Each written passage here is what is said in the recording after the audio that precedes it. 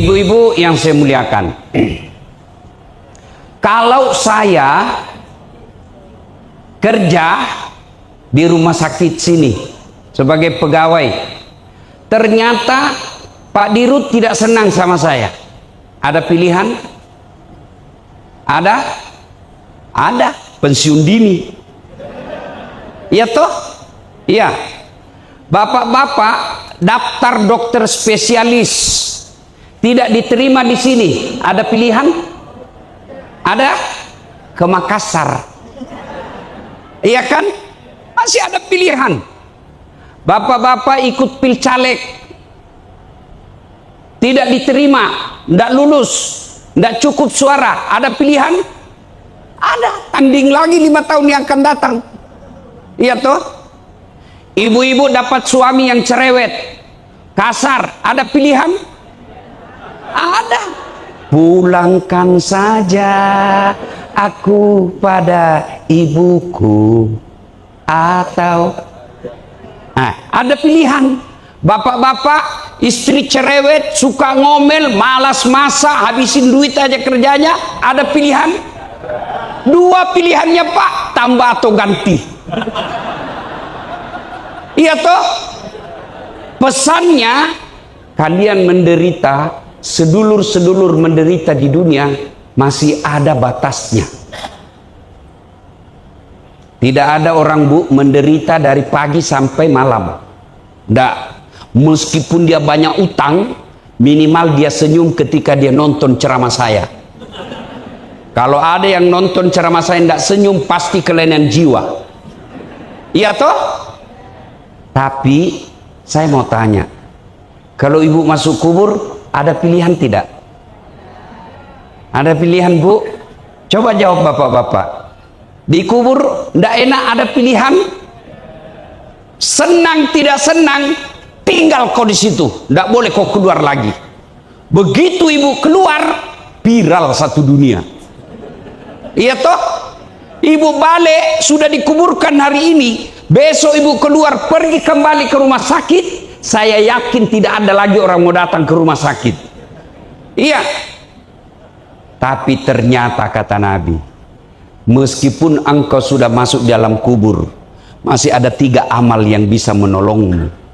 Masih ada 3 kebaikan yang bisa menolongmu. Meskipun kau sudah jadi tulang belulang, meskipun sudah hancur semua daging-dagingmu, ada 3 amal yang mengalir terus tak henti-hentinya, yang kita kenal dengan amal jariah.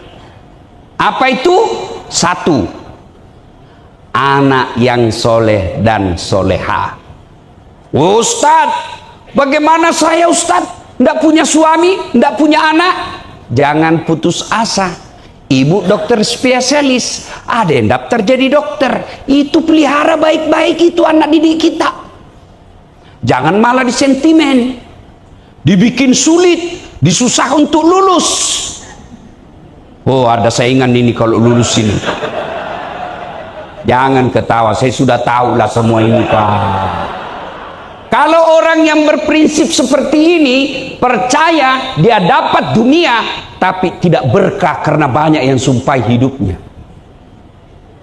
Tapi kalau dia sebagai ibu, sebagai kakak, sebagai senior, dia bimbing dan berdoa, ya Allah, mudah-mudahan dia lebih cerdas dari saya, supaya ilmu yang saya berikan lebih manfaat, saya bisa nikmati ilmunya nanti di akhirat.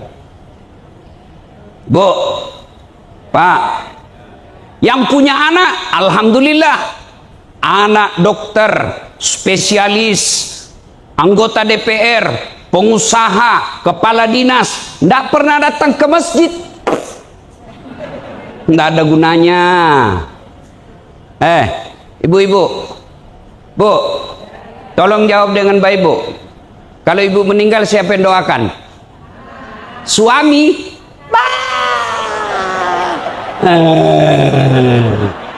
Kawin lagi Bu. Jangan harap, pasti kawin lagi. Ada kawan saya di Makassar, dia bilang, jahat betul itu tetanggaku. Kenapa Ibu? Masa belum kering kuburnya istrinya, belum lagi 3 bulan, kawin lagi Ustaz. Saya bilang, lebih hebat tetanggaku, Ibu. Belum meninggal istrinya, kawin lagi.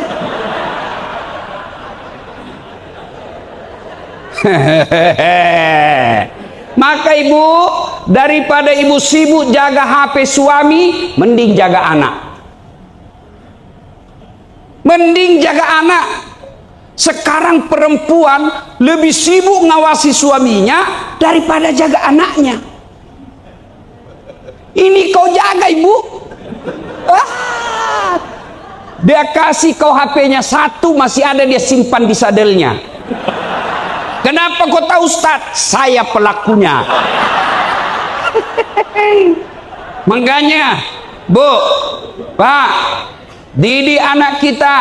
Ngapain anak kita spesialis kalau tidak pernah kita dapat di taklim? Ngapain anak kita kaya juragan kalau tidak pernah kita dapat berjamaah di masjid? Demi Allah, anak kita lah kita harap ketika kita pensiun, jerih payah kita nikmati di usia tua. Dia bikinkan kita masjid, dia umrohkan kita tiap tahun. Itulah anak yang bermanfaat. Sekarang orang tua bangga kalau anaknya pintar bahasa Inggris. Apa hebatnya? Jago, Ustaz. Masih SD pintar bahasa Inggris. Banyak yang begitu, Bu. Masa banyak, Ustaz? Ibu ke Inggris. Masya Allah. Anak-anak semua di sana bahasa Inggris, Bu. Betul. Apa hebatnya kalau dia pintar bahasa Inggris? Ayo jelaskan ke saya. Ayo. Memangnya kalau dia berdoa pakai bahasa Inggris? Oh my God. Help me my mother. Enggak, dia pakai bahasa Jawa juga. Ayo, Bu, saya tidak tahu bahasa apa, bahasa Inggris. Saya tidak tahu bahasa Jepang. Saya tidak lancar bahasa Jerman. Tapi kalau saya ke luar negeri gampang. Kenapa? Ada Google Translate. Saya ke Jepang mau cari rumah makan halal. Tunjukkan saya rumah makan halal.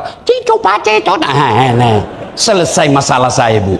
Tapi kalau kau dikubur, tidak laku itu bahasa Inggrismu. Ayo, Pak. Yuk. Mari periksa anak kita. Jangan sampai anak kita sudah setengah mati kita biayai. Siang malam kita cari nafkah. Praktek sampai jam 11 malam. Sampai lupa didik anak. Begitu anak kita pergi ke klinik, kita pergi ke rumah sakit, suami istri sama-sama cari nafkah, ternyata anak kita pulang jam 3 dini hari lompat pagar. Saya sering dapat anak SMP, Bu, hamil, curhat. Saya bilang, bagaimana kau bisa hamil? Di mana kau lakukan? Kamu ketahuan kalau kau hotel. Di mana? Dia bilang, di rumahnya. Kenapa bisa di rumahmu? Ibu bapak saya sibuk cari nafkah, Ustaz. Siang tidak ada orang di rumah. Itulah pentingnya perempuan tinggal di rumah. Bagaimana kita yang kerja? Boleh, boleh. Yang penting, Bu, jangan lupa mendidik anak. Kalau ada anak putus sekolah, sedulur-sedulur nih, jenis kelamin laki-laki yang paling menderita nanti di akhirat. Tapi kalau ada anak salah didik, nih sedulur-sedulur ibu-ibu yang paling menderita. Kenapa? Karena ibu yang harus lebih bertanggung jawab mendidik daripada suami. Kenapa? Suami tugas utama cari nafkah, ibu mendidik anak. Coba lihat ibu-ibu zaman dulu, Ibu. Coba lihat ibu-ibu zaman dulu. Tidak ada sekolahnya tuh, bisa jadi dokter spesialis anaknya. Tidak ada gaji tetapnya, bisa jadi dokter spesialis anaknya. Tidak ada mobil dinasnya, bisa jadi dokter spesialis anaknya. Tapi kenapa kita yang dokter spesialis, dua anak kita tidak bisa kita didik? Salah satu sebabnya karena kita lebih mencintai dunia daripada anak yang soleh dan soleha. Selesai pengajian ini, ayo introspeksi kembali cara mendidik anak. Jaga kembali anak-anak kita, Pak. Demi Allah, ini yang di depan ini yang terhormat semua ini, pasti pensiun. Pasti pensiun. Ketika pensiun, teman, Pak, doakan kita. Jangan harap dia doakan kita cepat pensiun, Pak, dia ganti. Sedulur-sedulur, coba lihat kalau ada meninggal. Kita kan semua punya grup WhatsApp kan? Coba kalau ada meninggal, jangankan Pak baca doa, ketik doa saja dia malas. Jangankan baca Al-Fatihah, ketik doa saja malas. Apa dia kirim? Stiker Al-Fatihah. Dia tidak baca Al-Fatihah itu. Begitulah nasib kita nanti. Siapa yang kita harapkan doakan kita? Anak yang soleh dan soleha. Mari Bu, koreksi cara mendidik kita sekarang. Doa, dengar baik-baik, yang bisa menolong kita. Apa Ibu? Apa Ibu? Apa? Sedekah. Harta yang telah kita sedekahkan. Ibu-ibu minta maaf, punten, hatur nuhun. Mau tanya dulu Ibu, jangan marah Bu ya. Dijawab saja Bu ya. Ibu-ibu kira-kira yang banyak emas berliannya ini, kalau Ibu meninggal nanti siapa yang pakai Bu? Anak, bukan, istri kedua.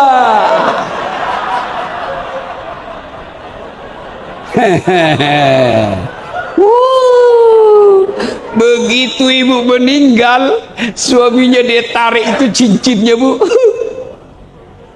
Ini dulu Bu, cincin pernikahan kita. Nggak mau keluar Bu, dikasih sabun.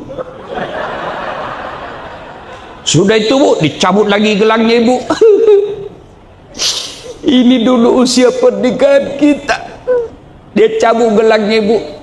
Dia cabut lagi kita punya kalung. Ini waktu kita umroh Bu, saya belikan kau emas Dubai. Terakhir gigi palsunya lagi dicabut. Tidak tersisa Bu, semua harta kita dia ambil semua. Dia simpanlah, dia bungkus dengan sapu tangan indah. Dia masukkan ke dalam laci sambil menangis. Cepat sekali kau tinggalkan saya Bu. 3 bulan kemudian pergi reuni. Ketemu teman SMA-nya yang sudah janda. Wabillahi taufiq wal hidayah. Dia gembira ketemu mantannya. Lalu dia kembali ke rumah. Dia ambillah itu emas yang sudah dibungkus rapi-rapi. Dia sambil ketawa dan berkata, maafkan saya Mak. Dia bawa ke mantannya si janda. Dek, ini yang mati, sudah mati yang punya ini Dek. Tidak lagi kau dibilang meninggal, dia bilang mati. Sudah mati yang punya ini Dek, ambil sudah ini kenangan saya. Oh, begitulah kebanyakan lelaki. Daripada dipakai istri kedua Ibu, bawa ke masjid.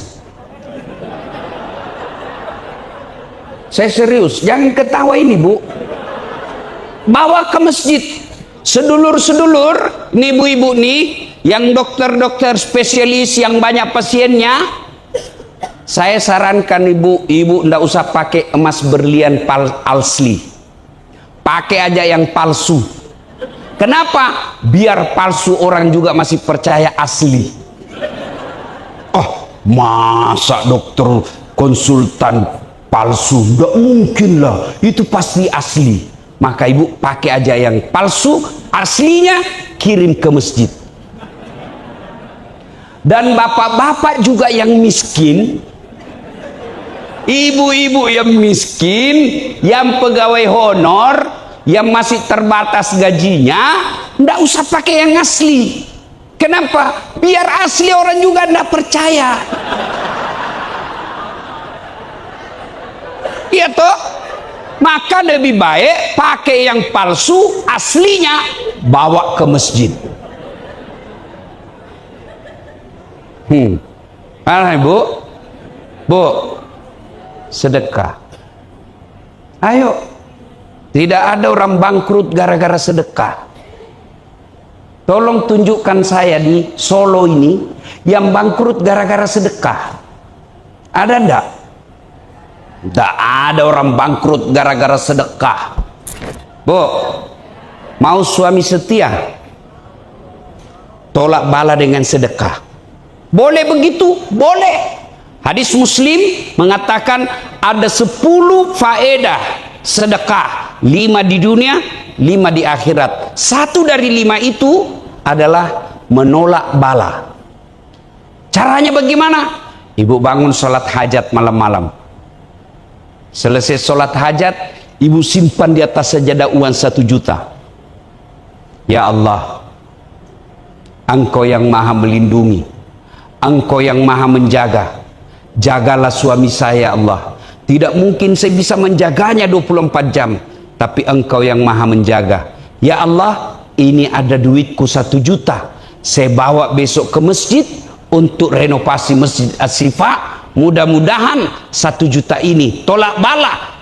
Suamiku terhindar dari wanita jahat. Bismillah.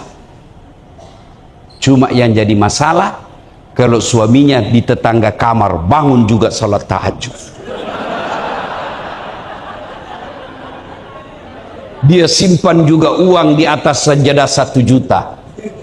Ya Allah, capek sudah saya hadapi istri saya. Marah saja kerjanya, ya Allah. Ada tidak cepat pulang, dapat lambat pulang, marah aja kerjanya, ya Allah. Saya capek sudah, ya Allah. Ini ada duitku tolak bala, ya Allah. 1 juta, ya Allah. Mudah-mudahan 1 juta ini istriku ikhlas saya kawin lagi. Bingung malaikat, yang mana diterima doanya? Ibu, sedekah. Ya ibu, ada penyakit tidak bisa diobati, cobalah dengan terapi sedekah. Ini kejadian saya, Bu, saya alami beberapa saat yang lalu. Saya ke dokter THT, masuklah semua apa segala alat. Karena suara saya tiba-tiba menghilang. Begini bicaranya, ayah ada. Sudah diperiksa, kata dokter, ini pita suara sarafnya Ustadz rusak. Jadi dok, tidak bisa lagi baik. Wah, stres saya, Bu. Sama kalau pemain sepak bola rusak lututnya. Kalau penceramah rusak suaranya kan parah, Bu. Kalau rusak tangan, saya masih bisa ceramah. Rusak kaki, saya masih bisa ceramah. Tapi kalau suara, modal, Bu. Ya toh, saya tidak putus asa. Saya ingat kekuatan sedekah. Saya panggil anak-anak tim saya. Kau cari fakir miskin, dapat di media sosial. Janda, nenek-nenek, kemudian tinggal sendiri di sudut kota. Buta pula. Kita datangi, operasi penglihatan. Selesai. Cukup? Belum. Saya bilang cari lagi rumah orang miskin, dapat lagi di media sosial. Miskin betul, kita renovasi rumahnya, perbaiki, layak huni. Selesai. Saya kemudian ke Singapura, second opini. Cek. Apa kata dokternya? Ini asam lambung, bukan rusak pita suara. Subhanallah, saya memuji Allah. Kenapa bisa? Nah, ini leher dengan asam lambung jauh sekali. Di mana ketemunya? Dia bilang, iya kalau kau berdiri, tapi kalau kau tidur sejajar ini lehermu dengan lambung. Oh, pintar ini, saya bilang ini.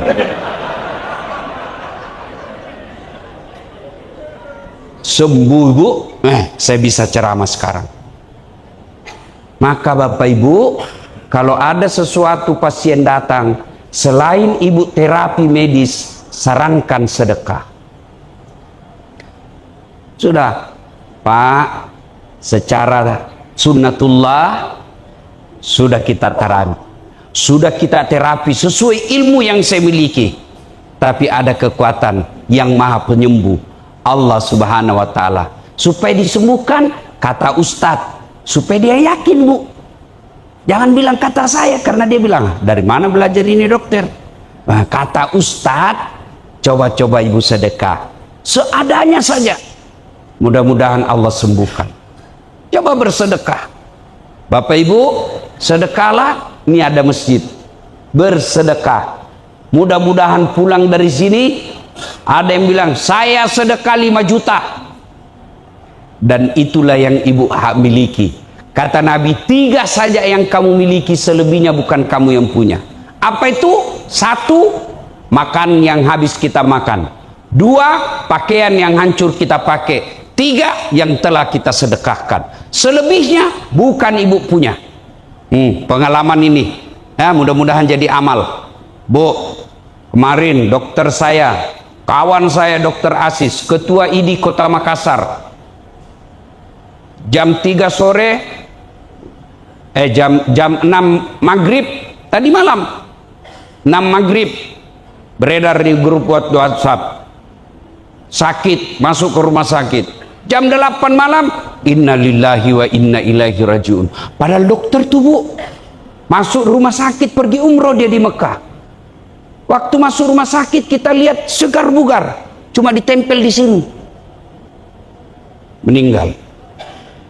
Syukur alhamdulillah, pada masa hidupnya dia terkenal sebagai dokter kemanusiaan. Tidak ada kegiatan kemanusiaan yang berkaitan dengan medis kecuali ada beliau. Semoga apa yang disampaikan oleh Ustaz Somad jadi berkah ilmunya. Amin.